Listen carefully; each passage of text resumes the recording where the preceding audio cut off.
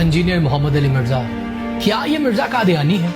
کیا یہ گستاخ صحابہ ہے؟ کیا یہ شیعہ ہے؟ اس کا کیا فرقہ ہے؟ اور کیا یہ ایک یہودی ایجنٹ ہے؟ کیا اسرائیل سے اس کو فنڈنگ آتی ہے؟ آخر لوگ اس انجینئر کے اتنے خلاف کیوں ہیں؟ آج ہم اس ویڈیو میں ان سارے سوالات کے بارے میں بات کریں گے۔ خود اہل حدیث علماء جو ہے نا، سنجیدہ علماء، وہ بھی پریشان ہیں کہ ہماری عوام جا کدھر رہی ہے۔ اب وہ جو انجینئر کا فتنہ آیا ہے نا، اہل حدیث ہم سے زیادہ اس سے پریشان ہیں۔ جہلم کا ایک زبردست قسم کا رسوائے زمانہ انسان مرزا علی الجہلمی، جنہوں میں لبادہ اہل سنت کا پہناوا ہوتا ہے اور حقیقت میں وہ رافضیت کے گندے نطفے ہوتے ہیں، جس کی بہت ساری مثالیں ہمارے سامنے موجود ہیں۔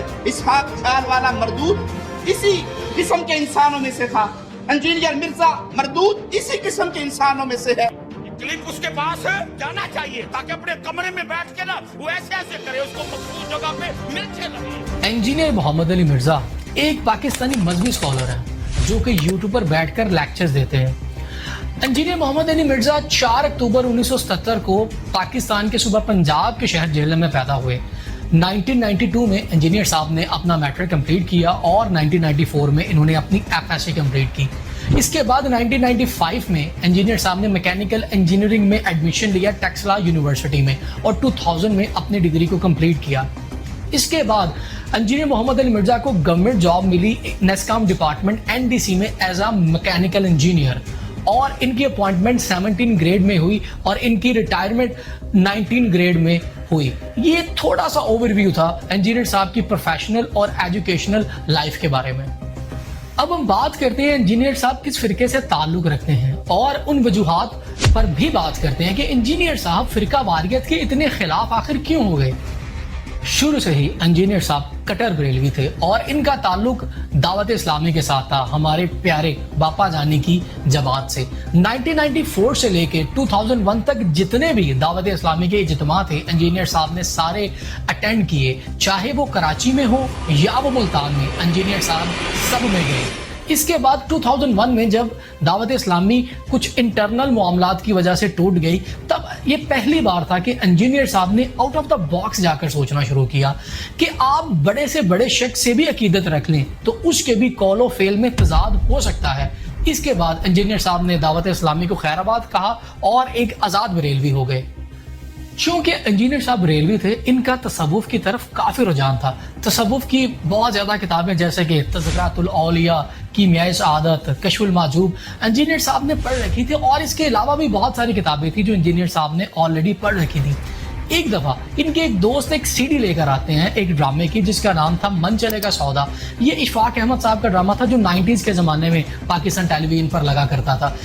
بیسیکلی یہ ڈرامے میں اللہ اور انسان کے تعلق کو دکھایا گیا تھا کہ کس طرح ایک کروڑ پتی شخص ہوتا ہے، ایک فیکٹری آنر ہوتا ہے، وہ اپنا سب کچھ چھوڑ کر اللہ کی راہ میں نکلتا ہے۔ اس ڈرامے سے انجینئر صاحب کو بہت موٹیویشن آئی اور انہوں نے پھر دعوت و تبلیغ کا کام کرنا شروع کر دیا۔ تب وہ G10-4 میں رہتے تھے اور وہاں پہ بریلویوں کی مسجد میں انہوں نے درس کا سلسلہ شروع کیا جو ہفتے میں 4 دن درس وہاں پر دیا کرتے تھے۔ اسی دوران انجینئر صاحب کو آفس کے کام کے سلسلے میں 2007 میں کراچی جانا ہوا۔ وہاں پر وہ کراچی ڈیفنس کے ایک ہاسٹل میں قیام پذیر تھے جو کہ ان کو آفس کی طرف سے ملا تھا۔ ظہر کا ٹائم تھا تو نماز پڑھنے کے لیے وہ سمندر کے کنارے ایک مسجد میں گئے، تو جب وہاں پر پہنچے تو نماز ادا ہو چکی تھی۔ انجینئر صاحب حساب لگا رہے تھے کہ یہ کس فرقے کی مسجد ہے، کیا یہ شیعوں کی مسجد ہے، بریلویوں کی ہے یا دیوبندیوں کی ہے، مگر ان کو کوئی بھی وہاں پر نشانی نظر نہیں آئی۔ خیر، کچھ لوگ ابھی بھی وضو کر رہے تھے تو انجینئر صاحب ان کے پاس گئے تو ان کو کہا کہ کیا ہم دوبارہ جماعت کروا سکتے ہیں، تو اس پر وہ مان گئے تو انہوں نے دوبارہ با جماعت نماز ادا کی۔ اس کے بعد وہاں انہوں نے ایک شخص سے پوچھا کہ یہ کس فرقے کی مسجد ہے، جس پر انہوں نے بتایا کہ یہ ڈاکٹر اسرار احمد صاحب کی مسجد ہے، تنظیم الاسلام کی۔ انجینئر صاحب نے بڑے سخت الفاظ میں ان کے بارے میں کہا کیونکہ تب وہ بریلوی تھے اور ان کے بارے میں کوئی اچھی رائے نہیں رکھتے تھے۔ تب انجینئر صاحب کے پاس کچھ فارغ وقت تھا تو وہ نیچے بیسمنٹ میں چلے جاتے ہیں، وہاں پر وہ بکس دیکھتے ہیں، CDs دیکھتے ہیں، وہاں سے وہ ایک CD پرچیز کرتے ہیں جس کا نام تھا قرآن اور اقبال۔ انجینئر صاحب نے یہ CD ایک نیگیٹو مائنڈ سیٹ کے ساتھ خریدی تھی۔ ان کے خیال میں اس CD میں یہ بتایا گیا ہوگا کہ اقبال کی کون کون سی تعلیمات قرآن کے خلاف ہیں، مگر انجینئر صاحب یہ نہیں جانتے تھے کہ ڈاکٹر اسرار احمد صاحب خود اقبال کو اپنا آئیڈیل مانتے ہیں۔ उस सीडी में डॉक्टर इसरार अहमद साहब ये फरमा रहे थे कि मुसलमानों की तबाही की सबसे बड़ी वजह ये है कि उन्होंने कुरान पाक छोड़ दिया है। ये सीडी जरिया बनी इंजीनियर साहब का कुरान की तरफ जाने का। इसके बाद उन्होंने कुरान पाक को तर्जमे के साथ सुनना और पढ़ना शुरू कर दिया। इसी दौरान इंजीनियर साहब के साथ एक बड़ा अजीब वाकया हुआ। एक उनके कोलीग थे, वो इलेक्ट्रिकल इंजीनियर थे, इन दोनों की अपॉइंटमेंट साथ ही हुई थी। उन्होंने क्लीन शेव की हुई थी और उनका ताल्लुक भी बरेलवी मकबा फिक्र के साथ था। उनके वालिद साहब तवीज़ धागे वगैरह भी किया करते थे। खैर, उन्होंने वो दाढ़ी रख ली तो उन्होंने इंजीनियर साहब को 2007 में 5000 रुपीज़ दिया और कहा कि आप मेरे लिए कुछ दीनी किताबें लेकर आएँ, क्योंकि अब मैं दाढ़ी रख रहा हूँ तो लोग मेरे से दीनी मसाइल पूछा करेंगे, तो मुझे कुछ दीनी आप बुक्स ला दें ताकि मैं उनका जवाब दे सकूँ। तो इंजीनियर साहब ने उनको तसव्वुफ की कुछ किताबें ला कर दी। उनमें से एक किताब ला कर दी जिसका नाम था मलफूज़ात आला हज़रत, जो कि जेहलम शहर से ही प्रिंट हुई थी। उस किताब में इंजीनियर साहब के दोस्त ने एक इबारत पढ़ी जिसमें आला हजरत से एक सवाल होता है कि आप फरमाते हैं कि कब्रों में अंबिया इकराम भी जिंदा हैं और औलिया इकराम भी जिंदा है, इन दोनों में फ़र्क क्या है? जिसका जवाब आला हजरत ये देते हैं कि औलिया इकराम की ज़िंदगी बरज़खी ज़िंदगी है, जैसे शहीद की ज़िंदगी भी बरज़खी ज़िंदगी है, मगर अंबिया इकराम की ज़िंदगी हकीकी दुनियावी जैसी ज़िंदगी है। हत्ता कि इनको कब्रों में अज़वाज मुतहरात भी पेश की जाती हैं और वो उनके साथ शाबाशी भी फरमाते हैं। ये इबारत अभी तक इंजीनियर साहब ने नहीं पढ़ी थी। नेक्स्ट डे जब इंजीनियर साहब का दोस्त ऑफिस आता है तो इनसे आकर पूछता है कि आपने जो कल मुझे बुक्स लाकर दी थी क्या वो बिल्कुल ठीक है? जिसका जवाब इंजीनियर साहब देते हैं, हाँ वो बिल्कुल ठीक है। इनका दोस्त कहता है कि मैंने एक बड़ी अजीब इबारत पढ़ी है, जिस पर इंजीनियर साहब कहते हैं कि मुझे दिखाओ कौन सी इबारत। वो कहता है मैं बाद में दिखाऊंगा, पहले आप मुझे एक बात का जवाब दो कि अगर कोई शख्स आकर आपको ये कहे कि कब्रों में नबियों की बीवियां इनको पेश की जाती हैं और वो इनके साथ शाबाशी भी करते हैं, जिस पर इंजीनियर साहब का ये कहना था ये तो बहुत बड़ा गुस्ताख है। तो उन्होंने कहा कि ये जो आपने मुझे बुक दी है मुल्फुज़ात आला, उसमें ये लिखा हुआ है। इंजीनियर साहब थोड़ा हैरान हो गए। तब इनके पास दो ऑप्शन थे, या तो इंजीनियर साहब ये कहते कि हाँ ये बिल्कुल ठीक इबारत लिखी है, या वो ये कहते कि मिस प्रिंटिंग हो गई है, आला हजरत ऐसी बात नहीं कह सकते। जिस पर इंजीनियर साहब ने दूसरा रास्ता ही इख्तियार किया और कहा कि आला हजरत ऐसी बात नहीं कर सकते। तो इनके दोस्त ने इंजीनियर साहब को कहा कि आला हजरत ऐसी बात कर सकते हैं या नहीं, इस बात को आप छोड़ो, ये बताओ कि ये इबारत गुस्ताखी वाली है या नहीं। जिस पर इंजीनियर साहब ने कहा कि ये वाकई गुस्ताखी है। इसके बाद इंजीनियर साहब कहते हैं कि शायद यही एक जुमला होगा जो अल्लाह को मेरा पसंद आ गया होगा। 2008 में इंजीनियर साहब ने कंपैरेटिव स्टडी स्टार्ट कर दी और तमाम फिरकों के बारे में मुतालिया करना शुरू कर दिया और इन सब फिरकों में जाकर नमाज पढ़ना भी शुरू कर दी। ये जिस फिरके के बारे में भी पढ़ते कुछ खामियां इनको हर फिरके में नजर आती। इसके बाद इन्होंने फिरका वारियत से तौबा कर ली, क्योंकि आप सल्लल्लाहु अलैहि वसल्लम और सहाबा का कोई फिरका तो था ही नहीं। इनफैक्ट कुरान पाक ने तो इस फिरका वारियत को मना फरमाया है। हमारे नबी अलैहिस्सलाम ना बरेलवी थे, ना देवबंदी थे, ना सुन्नी थे, ना शिया थे, वो तो मुस्लिम थे। और जो उनसे हटा हुआ है, फिर कुरान ने वाज़ेह फतवा दिया है, इन्नल्लज़ीना फर्रक़ू दीनहुम व कानू शिया, बेशक जिन्होंने अपने दीन में फिरके बना लिए और ग्रोह में बंट के, लस्त मिनहुम फी शै, ऐ नबी आपका तो उनसे कोई ताल्लुक नहीं है। लाख वो नारे लगाते रहे आपके नाम के।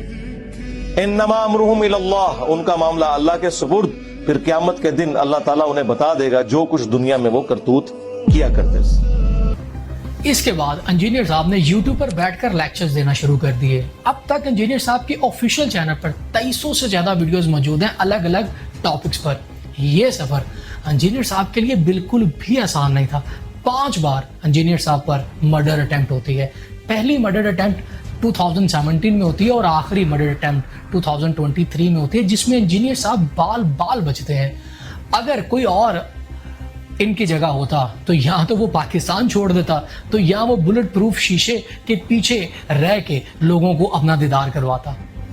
अगर मैं आपसे ये कहूँ कि कोई यहूदी ये कह रहा है कि आप कुरान पाक ना पढ़ो तर्जमे के साथ, आप गुमराह हो जाओगे, तो आपका उसमें क्या रिएक्शन होगा? ऑब्वियसली पाकिस्तान में जलसे जुलूस होंगे, नारे लगेंगे, सरतन से जुदा, गुस्ताखे कुरान। तो इनके बारे में आपका क्या ख्याल है? उन साहब ने कहा आप तर्जमे से पढ़े, मैं कहता हूँ सिर्फ तर्जमे से कभी कुरान को मत पढ़िएगा। आप हिदायत की तरफ नहीं आएंगी बल्कि गुमराही की तरफ चली जाएंगी। ये बात ज़हन में रखें कि तिलावत कुरान करना तो हर बंदे का हक है, लेकिन अगर वो तिलावत के साथ तर्जुमा भी पढ़ना चाहता है तो उसे चाहिए वो किसी आलम की ज़ेरे निगरानी पढ़े, खुद न पढ़े। اس سے جہاں فائدہ ہے بغیر استاد کے نقصان بھی۔ انجینئر صاحب پر ہزاروں اعتراضات لگائے جاتے ہیں، ان کے آدھے کلپس کاٹ کر سیاق و سباق سے ہٹا کر بات پیش کی جاتی ہے۔ فار ایگزامپل قرآن پاک میں اللہ پاک فرماتے ہیں کہ نماز کی طرف مت جاؤ۔ اگر ہم اتنی ہی قرآن پاک کی بات میں تو اس میں تو اللہ پاک یہ کہہ رہے ہیں کہ اب نماز کی طرف مت جاؤ، مگر اگلی بات میں اللہ پاک فرماتے ہیں مگر نشے کی حالت میں۔ کچھ ایسے ہی آدھی ادھوری باتوں کو لے کر توڑ مروڑ کر پیش کیا جاتا ہے اور ان پر بہت زیادہ اعتراضات لگائے جاتے ہیں جن کے بارے میں ابھی میں آپ سے بات کروں گا۔ سب سے پہلا اعتراض جو انجینئر صاحب پہ لگایا جاتا ہے کہ انجینئر صاحب کسی کے ساتھ بھی مناظرے میں نہیں بیٹھتے۔ کیا ان کو ڈر لگتا ہے کہ یہ مناظرے میں نہیں جیت سکیں گے؟ ویل اس کا جواب ہم انجینئر صاحب سے خود سنتے ہیں۔ اس میں ظاہر ہے کہ میرے ساتھ اختلاف رائے ہے نا مخالفین کو، تو مخالفین بھی پھر اپنے فرقے کا سب سے بڑا لے کے آئے۔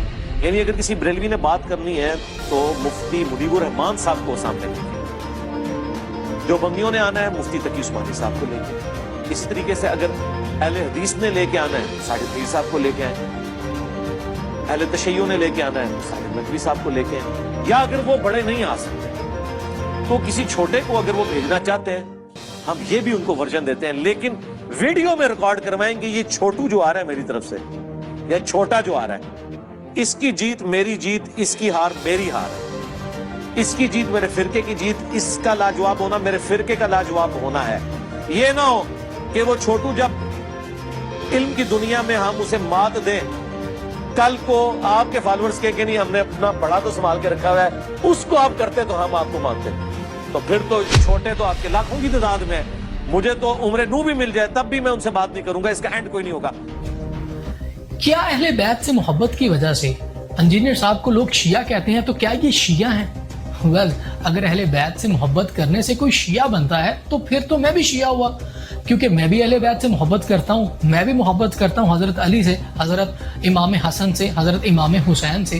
تو اس دنیا میں جو شخص بھی اہل بیت سے محبت کرتا ہے ویسے تو پھر وہ بھی شیعہ ہوا۔ کیا انجینئر صاحب گستاخ صحابہ ہیں؟ ویل اس کا جواب بھی ہم انجینئر صاحب سے خود لیتے ہیں۔ صحابہ کرام پر کھلم کھلا تنقید کرتا ہے، نعوذ باللہ، ہم نے صحابہ کرام پہ کبھی بھی تنقید نہیں کی ہے۔ 2-3 بندوں کو صحابہ کرام آپ نے بنا دیا ہے، یہ تو اسی طریقے سے 2-3 پاکستانیوں کے اوپر کوئی تنقید کر کے باقی سارے پاکستانیوں کے فضائل بیان کرے تو آپ اسے کہیں گے کہ یہ پاکستان پہ حملہ کر رہا ہے۔ کیا انجینئر صاحب یہودی ایجنٹ ہیں اور اسرائیل سے ان کو فنڈنگ ہوتی ہے؟ اس کا جواب بھی ہم انجینئر صاحب سے خود لیتے ہیں۔ ہاں، اس کے بعد پھر یہ لوگ یہ کہتے ہیں کہ جی اس سے یہود و نصارہ سے ایجنسی سے فنڈنگ ہوتی ہے۔ یہود و نصارہ آپ کو یہ کہیں گے کہ قرآن بخاری اور مسلم پڑھو تو تم ہدایت پا جاؤ گے۔ ہاں، اس کے علاوہ بھی انجینئر صاحب پہ بہت زیادہ اعتراضات لگائے جاتے ہیں جن کا جواب وہ بارہا دے چکے ہیں۔ ان پر ہزاروں FIR بھی کاٹی گئی ہیں جو ابھی آپ کو آپ کی اسکرین پر نظر آ رہی ہوں گی، جو کہ ردی کی ٹوکری میں گئی، جن کا جواب انجینئر صاحب نے خود جا کر عدالت میں جمع کرایا۔ میں کوئی مفتی نہیں ہوں، نہ ہی میں کوئی اسکالر ہوں، اور نہ میں آپ کو یہ کہہ رہا ہوں کہ آپ صرف اور صرف انجینئر صاحب کو ہی سنو۔ میں بھی انجینئر صاحب کے علاوہ ڈاکٹر طاہر القادری صاحب کو بھی سنتا ہوں۔ انفیکٹ میں تو ان کے منہاج الکرام میں اعتکاف پر بھی بیٹھا ہوں۔ میں وہ ہر بات مانتا ہوں جو بات قرآن و حدیث کے مطابق ہو، مگر میں یہ بات نہیں مان سکتا کہ اگر کوئی غیر نبی ہو اور وہ یہ دعویٰ کرے کہ وہ اللہ سے ہم کلام ہوتا ہے، یہ تو اللہ کی شان کے خلاف ہے۔ میں اس شخص کو نہیں مانوں گا۔ اگر کوئی شخص اپنے نام کا کلمہ پڑھائے، چاہے وہ دجال غلام احمد قادیانی ہو یا کوئی اور جو ختم نبوت پہ ڈاکہ مارے، میں اس شخص کو بھی نہیں مانوں گا جو یہ کہے کہ قیامت والے دن اس کا جھنڈا آپ صلی اللہ علیہ وسلم کے جھنڈے سے بڑا ہوگا۔ میں اس شخص کو بھی نہیں مانوں گا جو حضرت عیسیٰ علیہ السلام کے علاوہ یہ دعویٰ کرے کہ وہ مردے کو زندہ کر سکتا ہے۔ میں ایسی بات بھی نہیں مانوں گا کہ کوئی بزرگ زمین سے چھلانگ لگا کر چاند پر پہنچ جائے۔ میں اس شخص کو بھی نہیں مانوں گا جو کسی سپر ہیرو کی طرح ایک شہر سے دوسرے شہر میں اڑ کر جائے اور اپنی غیر محرم مریدنی کو کیچ کر کے نیچے اتارے۔ اور میں یہ بات بھی نہیں مان سکتا کہ اگر کوئی شخص یہ دعویٰ کرے کہ کعبہ اس کا طواف کرتا ہے۔ اگر کعبہ آپ صلی اللہ علیہ وسلم کا اور صحابہ اکرام کا طواف نہیں کر سکتا تو کوئی شخص بھی ان سے بڑھ کر نہیں ہو سکتا جس کا کعبہ طواف کرے۔ میں اکثر اپنے بھائیوں سے کہتا ہوں کہ اگر رسول اللہ دنیا میں تشریف لے آئیں تو کتنے خوش ہوں کہ دنیا میں آج بھی لاکھوں لوگ ایسے ہیں جو کہتے ہیں ہمیں کسی بابے کی کوئی بات نہ بتاؤ، ہمیں بتاؤ اللہ کے نبی نے کیا فرمایا ہے۔ تو یہ کہاں پہ ملتے ہیں لوگ؟ یہ مخلوق کہاں پہ پائی جاتی ہے؟ یہ ہمارے اسٹوڈنٹس میں پائی جاتی ہے۔ یہ لوگ اس قابل ہیں جنہیں قیامت والے دن نبی علیہ السلام اپنے سینے سے لگے انشاءاللہ، کہ انہوں نے کسی کو نہیں مانا، انہوں نے کہا بس وہ بتاؤ جو آسمانوں سے ہمارے پیغمبر پہ نازل ہوا جس کی قبر مدینہ شریف میں ہے۔